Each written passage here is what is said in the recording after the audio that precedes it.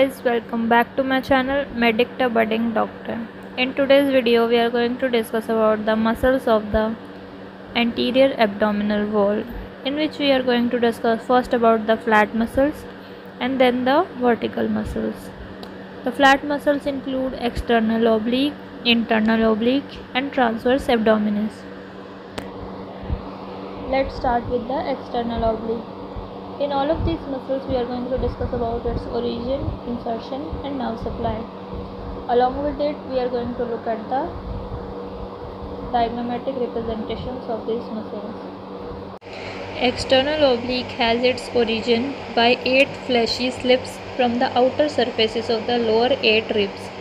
The upper 4 slips interdigitate with the serratus anterior and the lower 4 slips with the latissimus dorsi.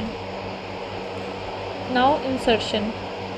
By 8 fleshy slips into the anterior 2/3 of the outer lip of the iliac crest, and by aponeurosis into the xiphoid process, linea alba, pubic symphysis, pubic crest and pectineal line. So now you can see in the diagram as well the origin from the lower 8 ribs by fleshy slips and insertion through the aponeurosis into the xiphoid process, linea alba, pubic symphysis, pectineal line. Now the nerve supply of this muscle is by anterior rami of the T7 to T12 thoracic spinal nerves. Next is internal oblique. The origin of internal oblique is it has a fleshy origin from the lateral 2/3 of the inguinal ligament, anterior 2/3 of the intermediate area of the iliac crest and thoracolumbar fascia.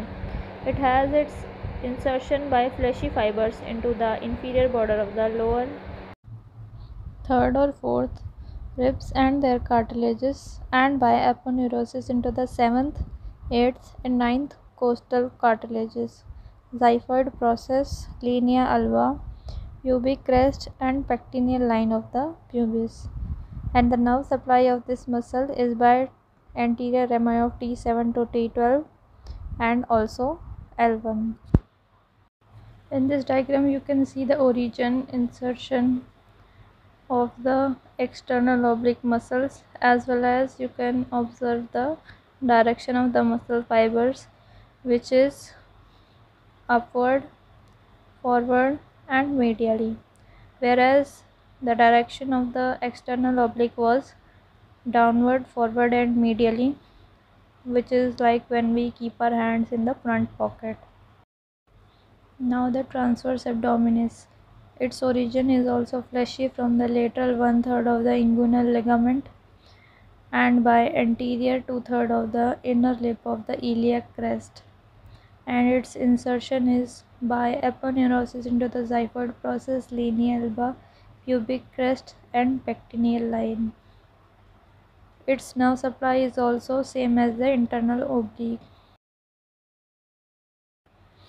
Now in this diagram as well you can see the origin, insertion as well as the direction of the fibers, which is transverse, and also this muscle has its origin from the thoracolumbar fascia as well as the inner surfaces of the lower 6 costal cartilages. These fibers interdigitate with the diaphragm. Now we are going to talk about the vertical muscles. The first one is rectus abdominis. This muscle has 2 tendinous heads as its origin, which are lateral head from the lateral part of the pubic crest and medial head from the anterior surface of the pubic symphysis. Its insertion is into the 5th, 6th and 7th costal cartilages along the horizontal line and into the xiphoid process. Nerve supply to this muscle is by the anterior rami of the T7 to T12 spinal nerves. Now the pyramidalis muscle. You can see that this muscle looks like a pyramid. So it is named pyramidalis. It may or may not be present. This muscle has its origin from the anterior surface of the body of the pubis and anterior pubic ligament, and its insertion into the linea alba. This muscle is supplied by the subcostal nerve, T12 nerve. So this is all for this video. I hope you liked the video, and if you did, you can press the bell icon, subscribe to my channel. So see you next time.